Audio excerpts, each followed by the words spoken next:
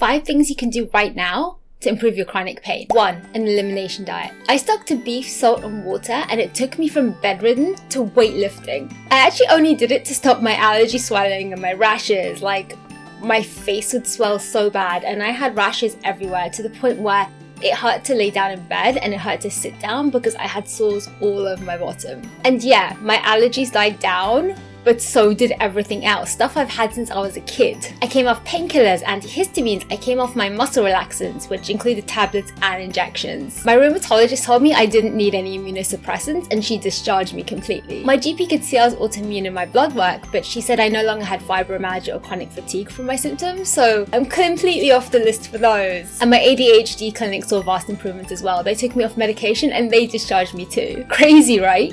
2. Sleep and rest. It is so important to pencil in rest days. It can seem counterintuitive, especially since some of them need to be during weekdays when you actually need to work, but it actually stopped me taking forced breaks at unprepared times just to have that little tweak to my schedule. And it goes without saying, when you're flaring up and you can't move much, you should go to bed and just sleep off as much as you possibly can. Pro tip, make sure everything you need is accessible and next to your bed at all times, because you do never know if you're going to have a flare up or crash, and you need to be able to reach stuff. Otherwise it's agonizing trying to clamber around and get the stuff you need when you're sick. 3. De-stress. This might seem obvious and yet not so obvious, because we do know stress can cause disease, but we might also think that maybe stress doesn't cause flare-ups that badly because a lot of it is physiological, but it really does. I noticed that days when I was super stressed, a lot of the time I would just need to nap it off. One good place to start is to catch all those negative automatic thoughts that keep popping into our heads, and there are many coaching techniques online if you want to have a look at ways to combat them, but obviously if you'd like me to make a video on that, I can. 4. Gadgets. I have gadgets for everything. Neck pain, hand pain, foot pain, back pain, you name it, I've got it.